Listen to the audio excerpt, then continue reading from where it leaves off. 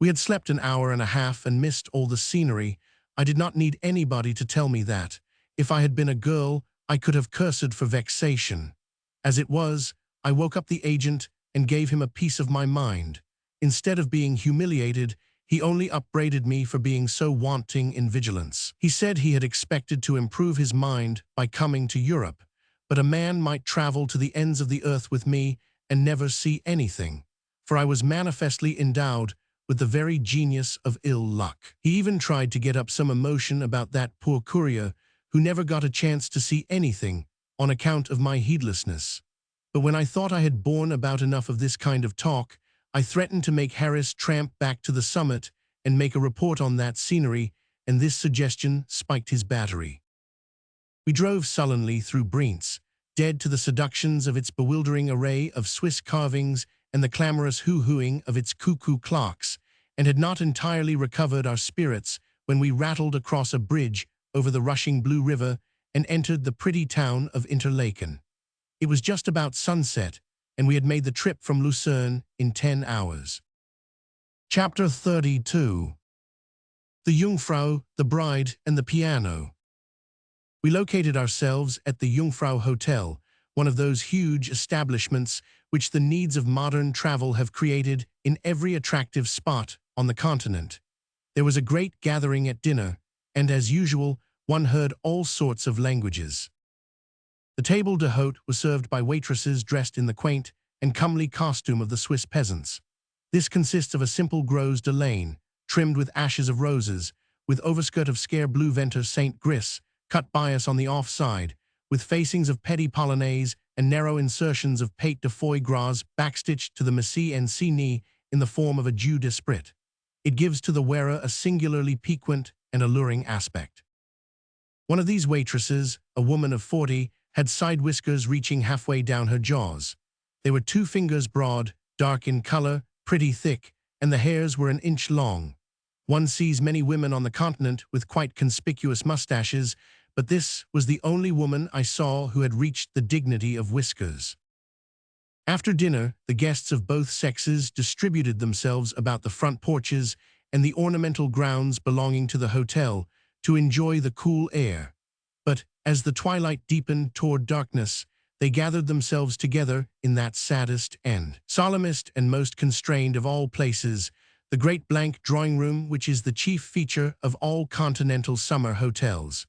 There they grouped themselves about, in couples and threes, and mumbled in bated voices, and looked timid and homeless and forlorn.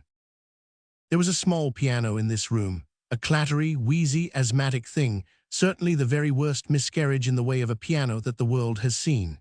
In turn, 5 or 6 dejected and homesick ladies approached it doubtingly, gave it a single inquiring thump, and retired with the lockjaw. But the boss of that instrument was to come, nevertheless, and from my own country, from Arkansas. She was a brand-new bride, innocent, girlish, happy in herself and her grave and worshipping stripling of a husband. She was about 18, just out of school, free from affectations, unconscious of that passionless multitude around her, and the first time she smote that old wreck one recognized that it had met its destiny. Her stripling brought an armful of aged sheet music from their room, for this bride went heeled, as you might say, and bent himself lovingly over and got ready to turn the pages. The bride fetched a swoop with her fingers from one end of the keyboard to the other, just to get her bearings, as it were, and you could see the congregation set their teeth with the agony of it. Then, without any more preliminaries, she turned on all the horrors of the Battle of Prague, that venerable chivalry, and waded chin-deep in the blood of the slain. She made a fair and honorable average of 2 false notes in every 5, but her soul was in arms, and she never stopped to correct. The audience stood it with pretty fair grit for a while, but when the cannonade waxed hotter and fiercer, and the discord average rose to 4 in 5, the procession began to move. A few stragglers held their ground 10 minutes longer, but when the girl began to wring the true inwardness out of the cries of the wounded, they struck their colors and retired in a kind of panic. There never was a completer victory. I was the only non-combatant left on the field. I would not have deserted my countrywoman anyhow, but indeed I had no desires in that direction. None of us liked mediocrity, but we all reverence perfection. This girl's music was perfection in its way. It was the worst music that had ever been achieved on our planet by a mere human being. I moved up close and never lost a strain. When she got through, I asked her to play it again. She did it with a pleased alacrity and a heightened enthusiasm. She made it all discords this time. She got an amount of anguish into the cries of the wounded that shed a new light on human suffering. She was on the warpath all the evening. All the time, crowds of people gathered on the porches and pressed their noses against the windows to look and marvel, but the bravest never ventured in. The bride went off satisfied and happy with her young fellow when her appetite was finally gorged and the tourists swarmed in again. What a change has come over Switzerland, and in fact all Europe, during this century. 70 or 80 years ago, Napoleon was the only man in Europe who could really be called a traveler. He was the only man who had devoted his attention to it and taken a powerful interest in it. He was the only man who had traveled extensively, but now everybody goes everywhere, and Switzerland and many other regions which were unvisited and unknown remotenesses 100 years ago are in our days a buzzing hive of restless strangers every summer. But I digress.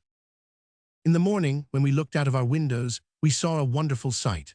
Across the valley, and apparently quite neighborly and close at hand, the giant form of the Jungfrau rose cold and white into the clear sky, beyond a gateway in the nearer highlands. It reminded me somehow of one of those colossal billows which swells suddenly up beside one's ship at sea, sometimes with its crest and shoulders snowy white, and the rest of its noble proportions streaked downward with creamy foam. I took out my sketchbook and made a little picture of the Jungfrau, merely to get the shape. I do not regard this as one of my finished works. In fact, I do not rank it among my works at all. It is only a study. It is hardly more than what one might call a sketch. Other artists have done me the grace to admire it, but I am severe in my judgments of my own pictures, and this one does not move me. It was hard to believe that that lofty wooded rampart on the left, which so overtops the Jungfrau, was not actually the higher of the two. But it was not, of course. It is only 2,000 or 3,000 feet high, and of course has no snow upon it in summer, whereas the Jungfrau is not much shorter of 14,000 feet high, and therefore that lowest verge of snow on her side, which seems nearly down to the valley level, is really about 7,000 feet higher up in the air than the summit of that wooded rampart. It is the distance that makes the deception. The wooded height is but 4 or 5 miles removed from us, but the Jungfrau is 4 or 5 times that distance away. Walking down the street of shops, in the forenoon, I was attracted by a large picture, carved, frame and all, from a single block of chocolate-colored wood. There are people who know everything. Some of these had told us that continental shopkeepers always raise their prices on English and Americans. Many people had told us it was expensive to buy things through a courier, whereas I had supposed it was just the reverse. When I saw this picture, I conjectured that it was worth more than the friend I proposed to buy it for would like to pay, but still, it was worthwhile to inquire. So I told the courier to step in and ask the price, as if he wanted it for himself. I told him not to speak in English, and above all not to reveal the fact that he was a courier. Then I moved on a few yards and waited. The courier came presently and reported the price. I said to myself, it is 100 francs too much, and so dismissed the matter from my mind. But in the afternoon, I was passing that place with Harris, and the picture attracted me again. We stepped in to see how much higher broken German would raise the price. The shopwoman named a figure just 100 francs lower than the courier had named. This was a pleasant surprise. I said I would take it. After I had given directions as to where it was to be shipped, the shopwoman said, appealingly, "If you please, do not let your courier know you bought it." This was an unexpected remark, I said. "What makes you think I have a courier?" "Ah, that is very simple, he told me himself." "He was very thoughtful, but tell me, why did you charge him more than you are charging me?" "That is very simple, also, I do not have to pay you a percentage." "Oh, I begin to see, you would have had to pay the courier a percentage." "Undoubtedly, the courier always has his percentage. In this case, it would have been 100 francs. "Then the tradesman does not pay a part of it," The purchaser pays all of it. There are occasions when the tradesman and the courier agree upon a price, which is twice or thrice the value of the article. Then the two divide, and both get a percentage. I see, but it seems to me that the purchaser does all the paying, even then. Oh, to be sure, it goes without saying. But I have bought this picture myself, therefore why shouldn't the courier know it? The woman exclaimed, in distress. Ah, indeed it would take all my little profit. He would come and demand his 100 francs, and I should have to pay. He has not done the buying, you could refuse. I could not dare to refuse. He would never bring travelers here again. More than that, he would denounce me to the other couriers, they would divert custom from me, and my business would be injured. I went away in a thoughtful frame of mind. I began to see why a courier could afford to work for $55 a month and his fares. A month or two later, I was able to understand why a courier did not have to pay any board and lodging, and why my hotel bills were always larger when I had him with me than when I left him behind, somewhere, for a few days. Another thing was also explained, now, apparently. In one town, I had taken the courier to the bank to do the translating when I drew some money.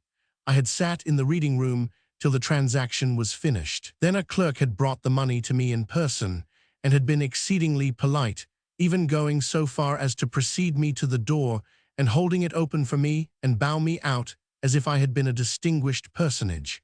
It was a new experience. Exchange had been in my favor ever since I had been in Europe, but just that one time. I got simply the face of my draft and no extra francs, whereas I had expected to get quite a number of them.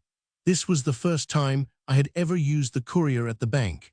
I had suspected something then, and as long as he remained with me afterward, I managed bank matters by myself. Still, if I felt that I could afford the tax, I would never travel without a courier, for a good courier is a convenience whose value cannot be estimated in dollars and cents. Without him, travel is a bitter harassment, a purgatory of little exasperating annoyances, a ceaseless and pitiless punishment, I mean to an irascible man who has no business capacity and is confused by details. Without a courier, travel hasn't a ray of pleasure in it anywhere, but with him it is a continuous and unruffled delight. He is always at hand, never has to be sent for. If your bell is not answered promptly, and it seldom is, you have only to open the door and speak. The courier will hear, and he will have the order attended to or raise an insurrection. You tell him what day you will start, and whither you are going, leave all the rest to him. You need not inquire about trains, or fares, or car changes, or hotels, or anything else. At the proper time he will put you in a cab or an omnibus, and drive you to the train or the boat. He has packed your luggage and transferred it. He has paid all the bills. Other people have preceded you half an hour to scramble for impossible places and lose their tempers, but you can take your time. The courier has secured your seats for you, and you can occupy them at your leisure. At the station, the crowd mash one another to pulp in the effort to get the weighers' attention to their trunks. They dispute hotly with these tyrants, who are cool and indifferent.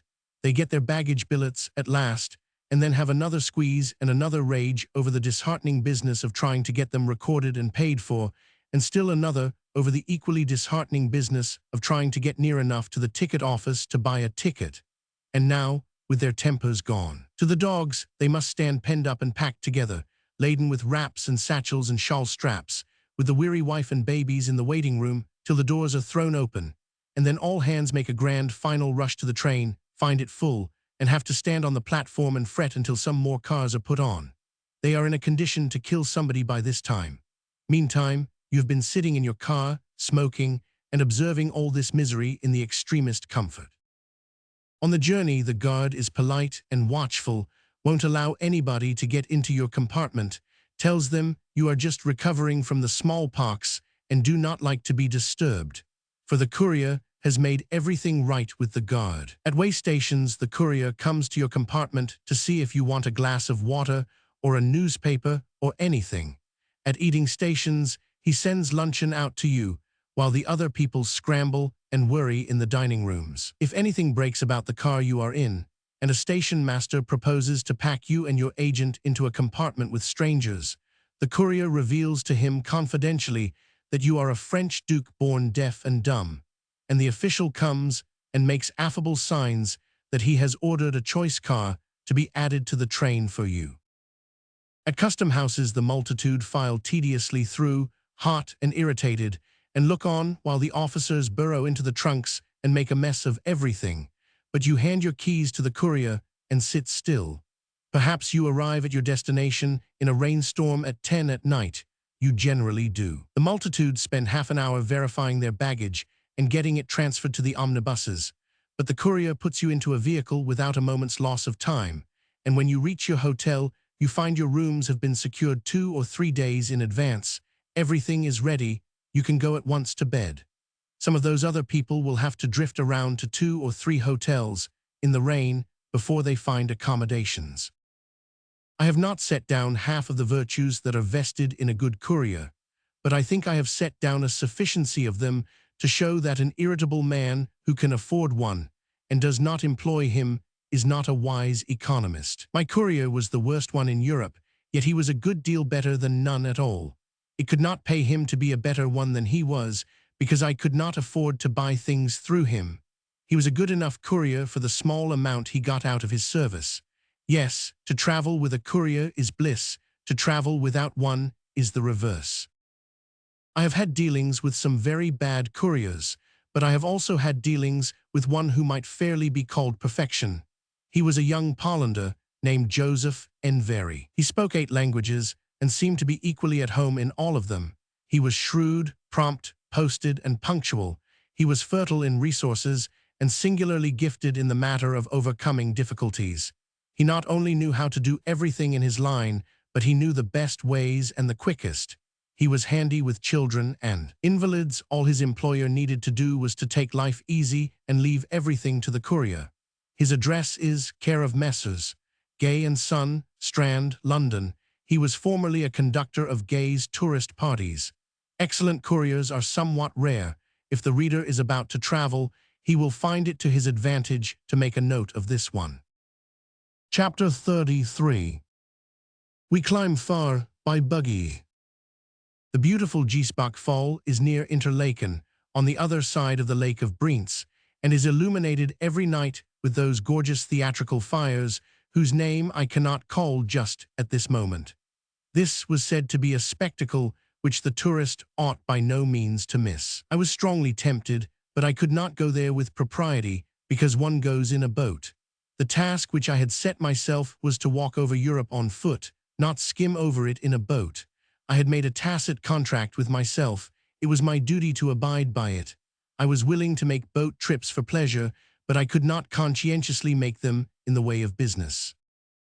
It cost me something of a pang to lose that fine sight, but I lived down the desire and gained in my self-respect through the triumph. I had a finer and a grander sight, however, where I was. This was the mighty dome of the Jungfrau, softly outlined against the sky and faintly silvered by the starlight. There was something subduing in the influence of that silent and solemn and awful presence.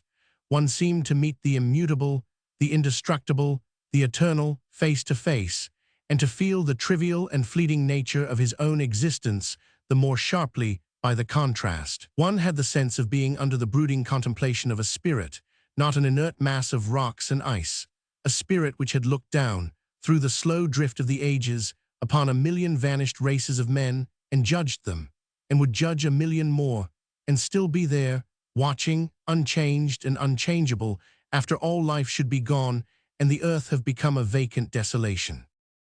While I was feeling these things, I was groping, without knowing it, toward an understanding of what the spell is which people find in the Alps and in no other mountains, that strange, deep, nameless influence which, once felt, cannot be forgotten, once felt, leaves always behind it a restless longing to feel it again. Longing which is like homesickness, a grieving, haunting yearning which will plead, implore, and persecute till it has its will. I met dozens of people, imaginative and unimaginative, cultivated and uncultivated, who had come from far countries and roamed through the Swiss Alps year after year.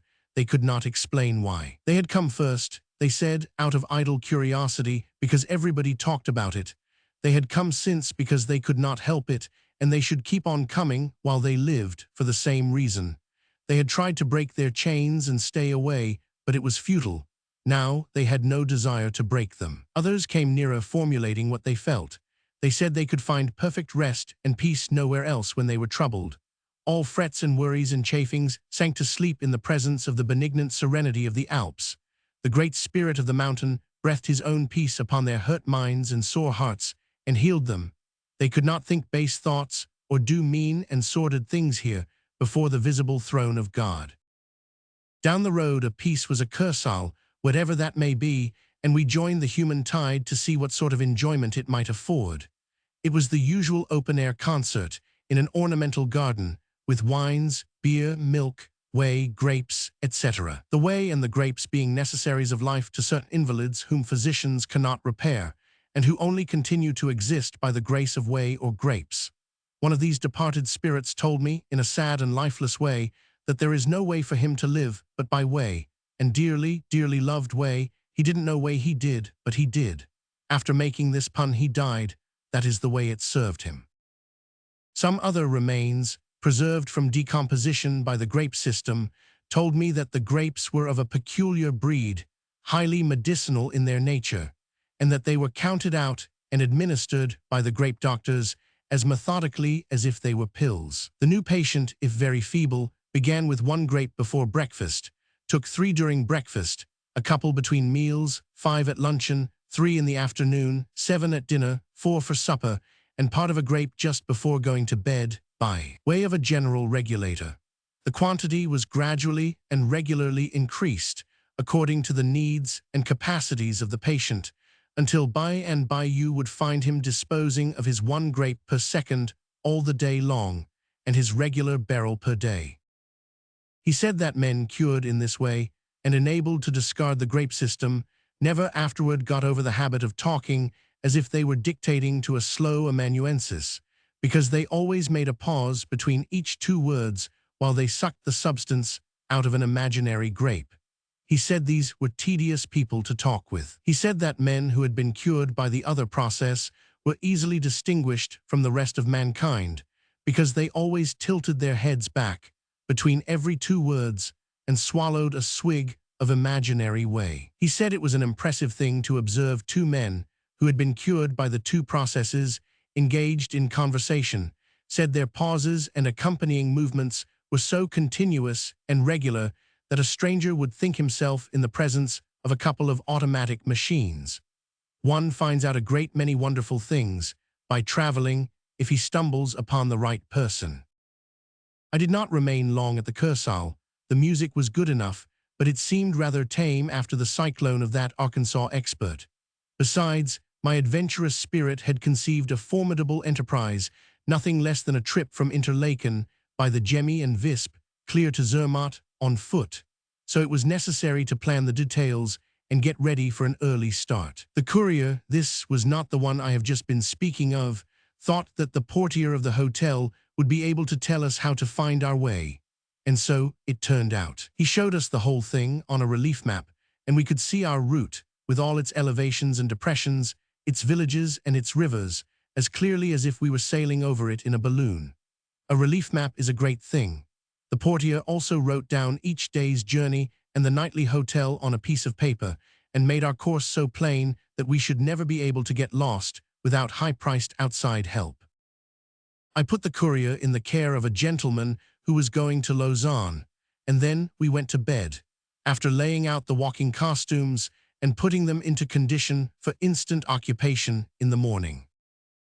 However, when we came down to breakfast at 8 a.m., it looked so much like rain that I hired a 2-horse top buggy for the first third of the journey. For 2 or 3 hours, we jogged along the level road, which skirts the beautiful Lake of Thun, with a dim and dreamlike picture of watery expanses and spectral alpine forms always before us, veiled in a mellowing mist. Then a steady downpour set in and hid everything but the nearest objects.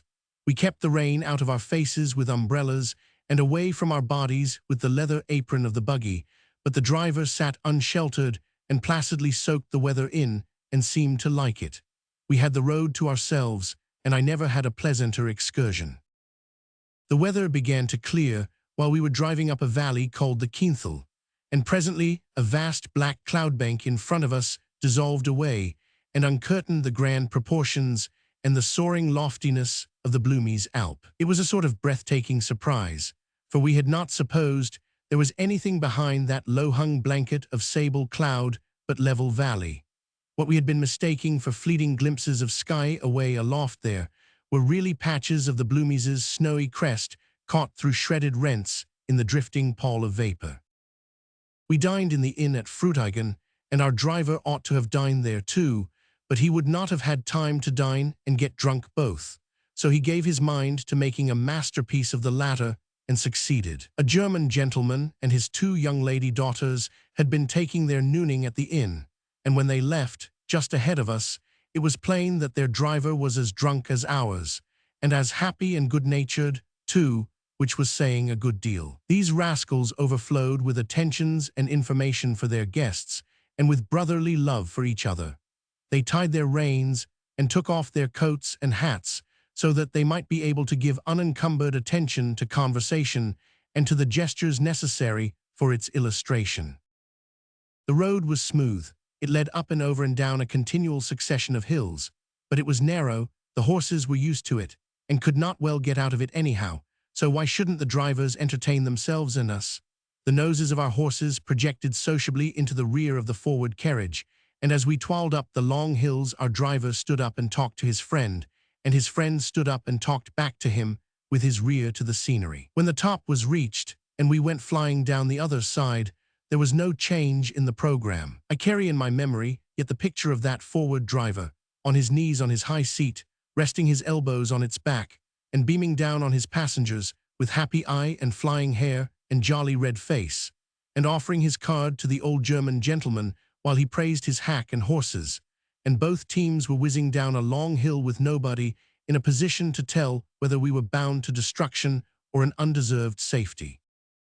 Towards sunset, we entered a beautiful green valley dotted with chalets, a cozy little domain hidden away from the busy world in a cloistered nook among giant precipices topped with snowy peaks that seemed to float like islands above the curling surf of the sea of vapor that severed them from the lower world. Down from vague and vaporous heights, little ruffled zigzag milky currents came crawling and found their way to the verge of one of those tremendous overhanging walls, whence they plunged, a shaft of silver, shivered to atoms in mid-descent, and turned to an air puff of luminous dust.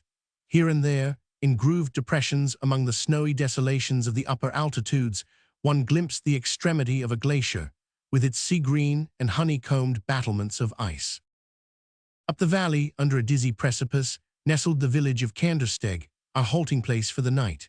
We were soon there and housed in the hotel, but the waning day had such an inviting influence that we did not remain housed many moments, but struck out and followed a roaring torrent of ice water up to its far source in a sort of little grass-carpeted parlor, walled in all around by vast precipices and overlooked by clustering summits of ice. This was the snuggest little croquet ground imaginable.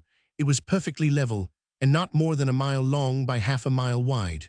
The walls around it were so gigantic, and everything about it was on so mighty a scale that it was belittled, by contrast, to what I have likened it to, a cozy and carpeted parlor. It was so high above the Kandersteg Valley that there was nothing between it and the snowy peaks. I had never been in such intimate relations with the high altitudes before. The snow peaks had always been remote and unapproachable grandeurs hitherto, but now we were hobanob, if one may use such a seemingly irreverent expression about creations so august as these. We could see the streams which fed the torrent we had followed issuing from under the greenish ramparts of glaciers, but 2 or 3 of these, instead of flowing over the precipices, sank down into the rock and sprang in big jets out of holes in the midface of the walls. The green nook which I have been describing is called the Gesternthal. The glacier streams gather and flow through it in a broad and rushing brook to a narrow cleft between lofty precipices.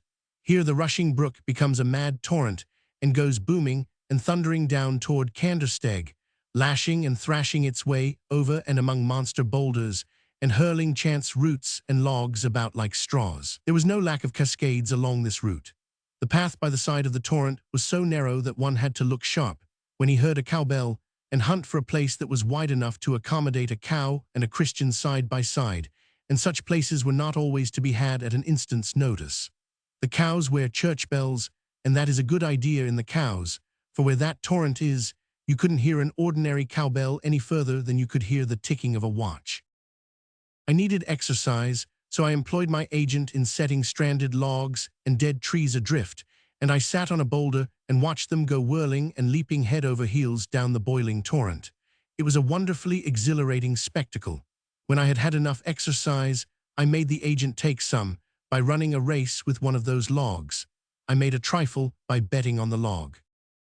After dinner, we had a walk up and down the Cantersteg Valley in the soft gloaming, with the spectacle of the dying lights of day playing about the crests and pinnacles of the still and solemn upper realm for contrast, and text for talk.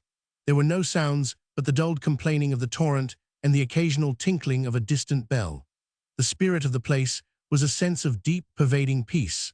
One might dream his life tranquilly away there, and not miss it or mind it when it was gone. The summer departed with the sun, and winter came with the stars.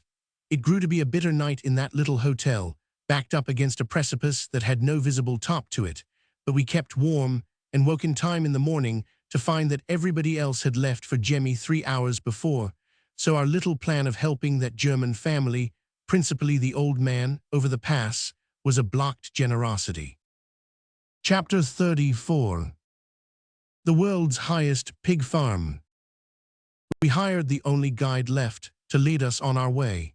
He was over 70, but he could have given me 9/10 of his strength and still had all his age entitled him to. He shouldered our satchels, overcoats, and alpenstocks, and we set out up the steep path.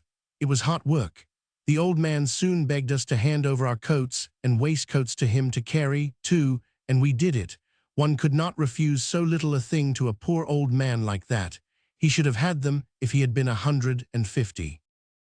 When we began that ascent, we could see a microscopic chalet perched away up against heaven on what seemed to be the highest mountain near us.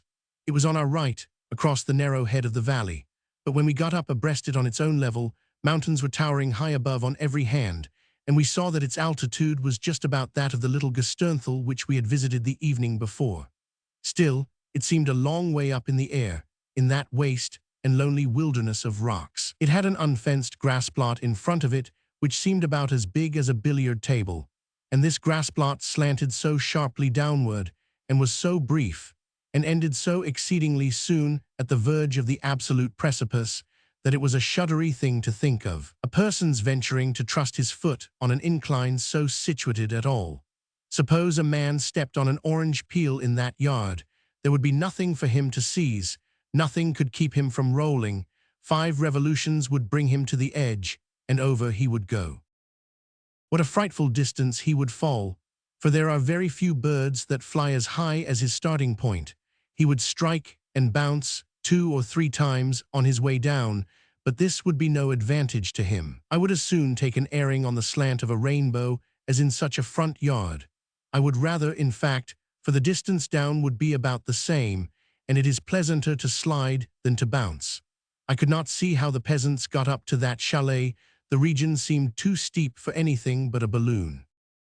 As we strolled on, climbing up higher and higher, we were continually bringing neighboring peaks into view and lofty prominence which had been hidden behind lower peaks before. So by and by, while standing before a group of these giants, we looked around for the chalet again. There it was, away down below us, apparently on an inconspicuous ridge in the valley. It was as far below us now as it had been above us when we were beginning the ascent. After a while, the path led us along a railed precipice, and we looked over. Far beneath us was the snug parlor again, the little Gesternthal, with its water jets spouting from the face of its rock walls.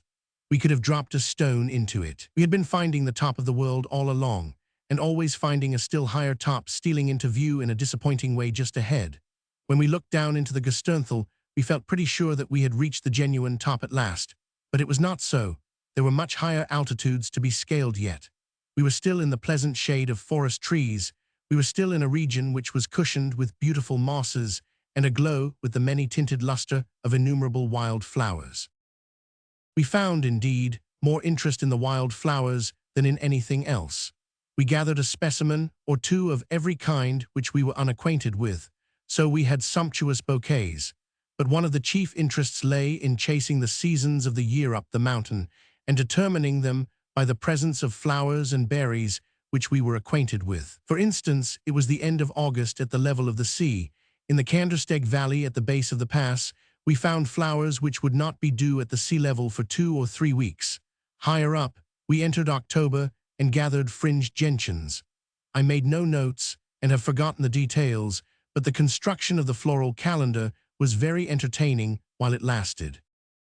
In the high regions, we found rich store of the splendid red flower called the Alpine rose, but we did not find any examples of the ugly Swiss favorite called Edelweiss.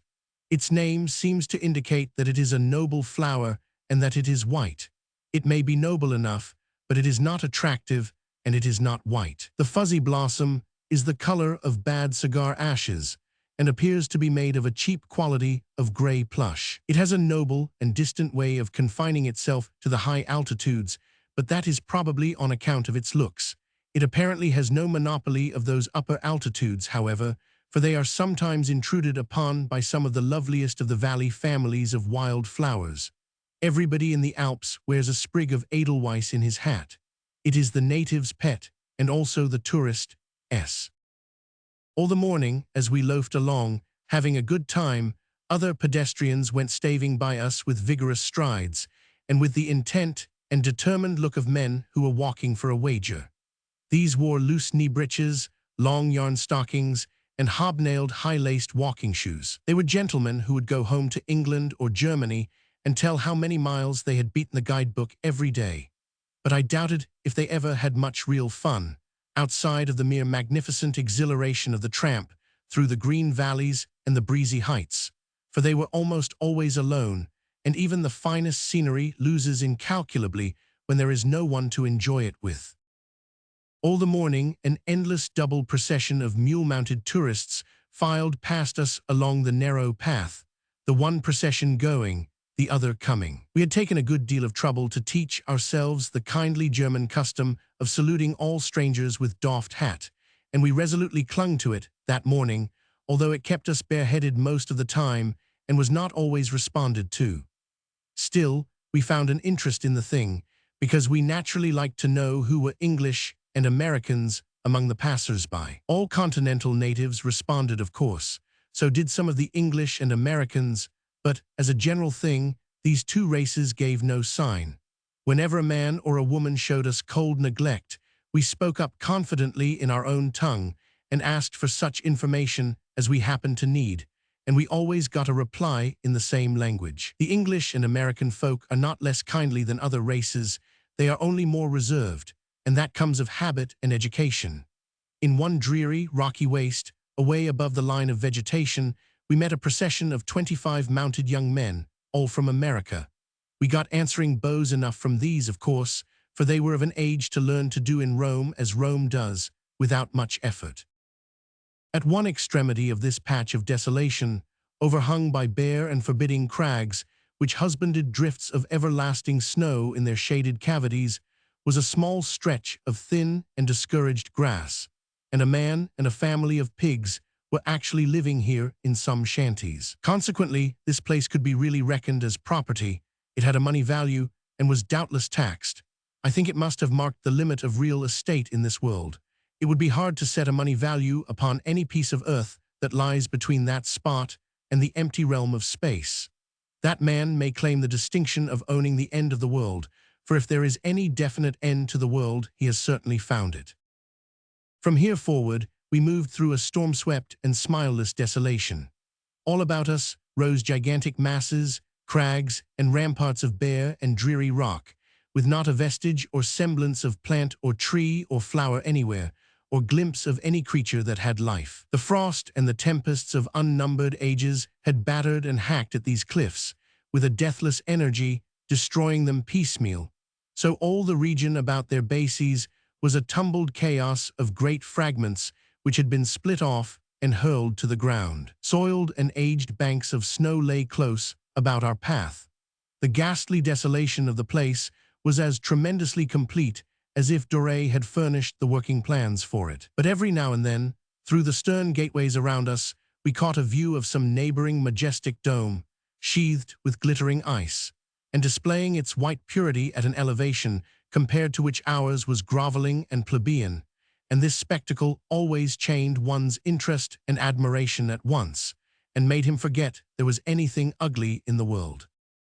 I have just said that there was nothing but death and desolation in these hideous places, but I forgot. In the most forlorn and arid and dismal one of all, where the racked and splintered debris was thickest, where the ancient patches of snow lay against the very path, where the winds blew bitterest, and the general aspect was mournfulest and dreariest, and furthest from any suggestion of cheer or hope, I found a solitary wee forget-me-not flourishing away, not a droop about it anywhere, but holding its bright blue star up with the prettiest and gallantest air in the world, the only happy spirit, the only smiling thing in all that grisly desert. She seemed to say, "Cheer up. As long as we are here, let us make the best of it." I judged she had earned a right to a more hospitable place, so I plucked her up and sent her to America to a friend who would respect her for the fight she had made, all by her small self, to make a whole vast, despondent alpine desolation stop breaking its heart over the unalterable, and hold up its head and look at the bright side of things for once. We stopped for a nooning at a strongly built little inn called the Schwernbach.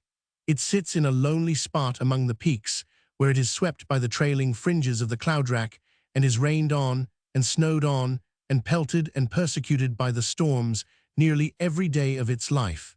It was the only habitation in the whole Gemmi Pass. Close at hand now was a chance for a blood-curdling alpine adventure. Close at hand was the snowy mass of the great Alps cooling its topknot in the sky and daring us to an ascent. I was fired with the idea, and immediately made up my mind to procure the necessary guides, ropes, etc., and undertake it. I instructed Harris to go to the landlord of the inn and set him about our preparations.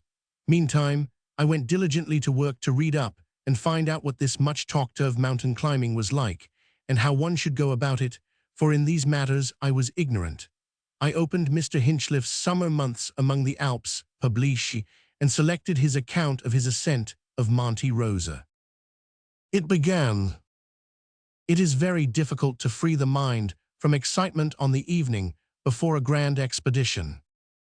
I saw that I was too calm, so I walked the room a while and worked myself into a high excitement, but the book's next remark, that the adventurer must get up at 2 in the morning, came as near as anything to flatting it all out again. However, I reinforced it and read on about how Mr. Hinchliffe dressed by candlelight and was soon down among the guides, who were bustling about in the passage, packing provisions, and making every preparation for the start, and how he glanced out into the cold, clear night and saw that the whole sky was blazing with stars, larger and brighter than they appear through the dense atmosphere breathed by inhabitants of the lower parts of the earth. They seemed actually suspended from the dark vault of heaven, and their gentle light shed a fairy-like gleam over the snowfields around the foot of the Matterhorn, which raised its stupendous pinnacle on high, penetrating to the heart of the Great Bear, and crowning itself with a diadem of his magnificent stars.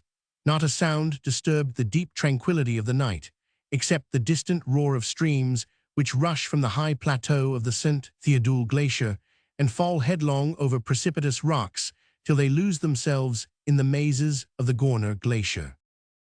He took his hot toast and coffee, and then about 3:30 his caravan of 10 men filed away from the Riffel Hotel and began the steep climb. At 5:30 he happened to turn around and beheld the glorious spectacle of the Matterhorn, just touched by the rosy-fingered morning, and looking like a huge pyramid of fire rising out of the barren ocean of ice and rock around it. Then the Breathorn and the Dent Blanche caught the radiant glow, but the intervening mass of Monte Rosa made it necessary for us to climb many long hours before we could hope to see the sun himself, yet the whole air soon grew warmer after the splendid birth of the day. He gazed at the lofty crown of Monte Rosa and the wastes of snow that guarded its steep approaches, and the chief guide delivered the opinion that no man could conquer their awful heights and put his foot upon that summit. But the adventurers moved steadily on, nevertheless. They toiled up and still up. They passed the Grand Plateau, then toiled up a steep shoulder of the mountain, clinging like flies to its rugged face. And now they were confronted by a tremendous wall from which great blocks of ice and snow were evidently in the habit of falling. They turned aside to skirt this wall and gradually ascended until their way was barred by a maze of gigantic snow crevices. So they turned aside again and began a long climb of sufficient steepness to make a zigzag course necessary.